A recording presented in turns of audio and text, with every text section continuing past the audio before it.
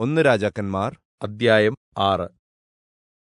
യിസ്രായേൽ മക്കൾ ഈജിപ്റ്റിൽ നിന്ന് പുറപ്പെട്ടതിന്റെ 480 ആണ്ടിൽ, ശലോമോന്റെ വാഴ്ചയുടെ 4 ആണ്ടിൽ, 2 മാസമായ സീവ് മാസത്തിൽ അവൻ യഹോവയുടെ ആലയം പണിയുവാൻ തുടങ്ങി. ശലോമോൻ രാജാവ് യഹോവയ്ക്ക് പണിത ആലയം 60 മുഴം നീളവും 20 മുഴം വീതിയും 30 മുഴം ഉയരവും ഉള്ളതായിരുന്നു. മന്ദിരത്തിന്റെ പൂമുഖം ആലയവീതിക്ക് തുല്യമായി 20 മുഴം നീളവും ആലയത്തിന്റെ മുൻവശത്തുനിന്ന് 10 മുഴം വീതിയിൽ പുറത്തേക്ക് ഇറങ്ങിയും നിന്നിരുന്നു. അവൻ ആലയത്തിന് ചരിഞ്ഞ ചട്ടക്കൂടുള്ള കിളിവാതിലുകളും ഉണ്ടാക്കി. മന്ദിരവും അന്തർമ്മന്ദിരവും കൂടിയ ആലയത്തിന്റെ ചുവരിനോട് ചേർത്ത് ചുറ്റും തട്ടുതട്ടായി പുറവാരങ്ങളും പണിത് അവയിൽ ചുറ്റും അറകളും ഉണ്ടാക്കി. അറയുടെ താഴത്തെ നിലയ്ക്ക് 5 മുഴവും നടുവിലത്തേതിന് 6 മുഴവും മൂന്നാമത്തേതിന് 7 മുഴവും വീതിയുമുണ്ടായിരുന്നു.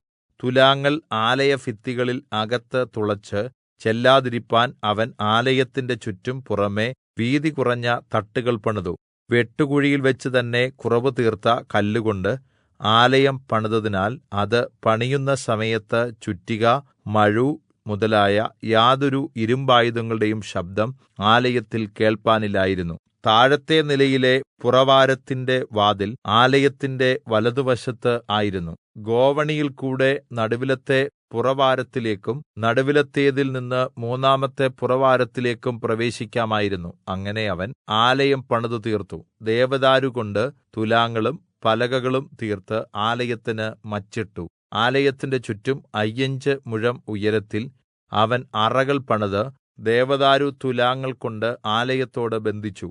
ശലോമോന് യഹോവയുടെ അരുളപ്പാട് ഉണ്ടായത്: നീ പണിയുന്ന ഈ ആലയത്തെക്കുറിച്ച് നീ എന്റെ ചട്ടങ്ങളെ ആചരിച്ച് എന്റെ വിധികളെ അനുസരിച്ച് എന്റെ കല്പനകളൊക്കെയും പ്രമാണിച്ച് നടന്നാൽ, ഞാൻ നിന്റെ അപ്പനായ ദാവീദിനോട് അരുളിച്ചെയ്ത വചനം നിന്നിൽ നിവർത്തിക്കും. ഞാൻ യിസ്രായേൽ മക്കളുടെ മദ്ധ്യേ വസിക്കും. എന്റെ ജനമായ യിസ്രായേലിനെ ഉപേക്ഷിക്കയില്ല. അങ്ങനെ ശലോമോൻ ആലയം പണിതു തീർത്തു. അവൻ ആലയത്തിന്റെ ചുവരിന്റെ അകവശം ദേവദാരു പലക കൊണ്ട് പണിതു. ഇങ്ങനെ അവർ ആലയത്തിന്റെ നിലംമുതൽ മുകൾത്തട്ടുവരെ അകത്തെ വശം മരം കൊണ്ട് പൊതിഞ്ഞു.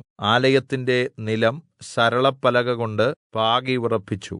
ആലയത്തിന്റെ പിൻവശം 20 മുഴം നീളത്തിൽ തറ മുതൽ മേൽത്തട്ടുവരെ ദേവദാരു പലക കൊണ്ട് പണിതു. ഇങ്ങനെ അന്തർമ്മന്ദിരമായ അതിവിശുദ്ധ സ്ഥലത്തിന്റെ ഉൾവശം പണിതു. അന്തർമ്മന്ദിരത്തിന്റെ മുൻഭാഗത്തെ മന്ദിരമായ ആലയത്തിന് 40 മുഴം നീളമുണ്ടായിരുന്നു. ആലയത്തിന്റെ അകത്തെ ചുവരിന്മേൽ ദേവദാരു കൊണ്ട് മൊട്ടുകളും വിടർന്ന പുഷ്പങ്ങളും കൊത്തിവെച്ചിരുന്നു. എല്ലാം ദേവദാരു കൊണ്ടായിരുന്നു. കല്ല് ഒട്ടും തന്നെ ദൃശ്യമായിരുന്നില്ല. ആലയത്തിന്റെ അകത്ത് യഹോവയുടെ നിയമപെട്ടകം വെക്കേണ്ടതിന് അവൻ ഒരു അന്തർമ്മന്ദിരം ഒരുക്കി. അന്തർമ്മന്ദിരത്തിന്റെ അകത്തെ നീളവും വീതിയും ഉയരവും 20 മുഴം വീതം ആയിരുന്നു. അവൻ അന്തർമ്മന്ദിരത്തിന്റെ അകവും ദേവദാരു നിർമ്മിതമായ ധൂപപീഠവും തങ്കംകൊണ്ട് പൊതിഞ്ഞു.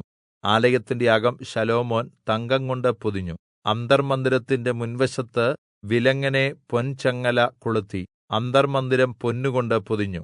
അങ്ങനെ അവൻ ആലയം മുഴുവനും അന്തർമ്മന്ദിരത്തിനുള്ള യാഗപീഠവും പൊന്നുകൊണ്ട് പൊതിഞ്ഞു. അന്തർമ്മന്ദിരത്തിൽ അവൻ ഒലിവുമരംകൊണ്ട് 10 മുഴം വീതം ഉയരമുള്ള 2 കെരൂബുകളെയും ഉണ്ടാക്കി. ഒരു കെരൂബിന്റെ ഒരു ചിറക് 5 മുഴം, മറ്റേ ചിറക് 5 മുഴം, ഇങ്ങനെ ഒരു ചിറകിന്റെ അറ്റം മുതൽ മറ്റേ ചിറകിന്റെ അറ്റം വരെ 10 മുഴം. മറ്റേ കെരൂബിനും 10 മുഴം. ആകൃതിയിലും വലിപ്പത്തിലും 2 കെരൂബുകളും ഒരുപോലെ തന്നെ ആയിരുന്നു. ഓരോ കെരൂബിന്റെയും ഉയരം 10 മുഴം തന്നെ ആയിരുന്നു. അവൻ കെരൂബുകളെ അന്തർമ്മന്ദിരത്തിന്റെ നടുവിൽ നിർത്തി.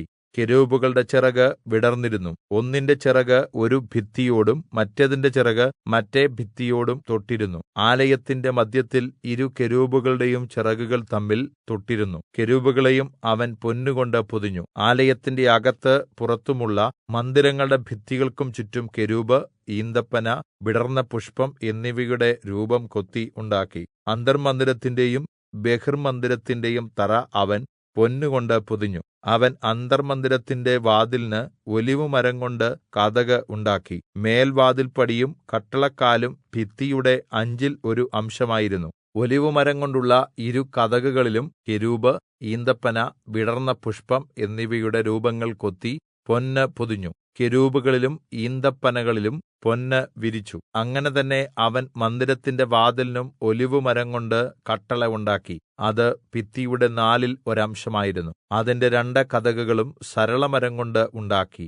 ഓരോ കതകിനും ഈ രണ്ട് മടക്കുപാളികൾ ഉണ്ടായിരുന്നു. അവൻ അവയിൽ കെരൂബ്, ഈന്തപ്പന, വിടർന്ന പുഷ്പം എന്നിവയുടെ രൂപങ്ങളെ കൊത്തി. രൂപങ്ങളുടെ മേൽ പൊന്ന് സമമായി പൊതിഞ്ഞു. ചെത്തിയൊരുക്കിയ 3 വരി കല്ലും 1 വരി ദേവദാരുപ്പലകയും കൊണ്ട് അവൻ അകത്തെ പ്രാകാരം പണിതു. 4-ാം ആണ്ട് സീവ് മാസത്തിൽ യഹോവയുടെ ആലയത്തിന് അടിസ്ഥാനമിടുകയും 11-ാം ആണ്ട് 8-ാം മാസമായ ബൂൽ മാസത്തിൽ ആലയം സകലഭാഗങ്ങളുമായി അതിന്റെ മാതൃക അനുസരിച്ച് തന്നെ പണിത് തീർക്കുകയും ചെയ്തു. അങ്ങനെ ആലയം പണിക്ക് 7 വർഷം വേണ്ടിവന്നു.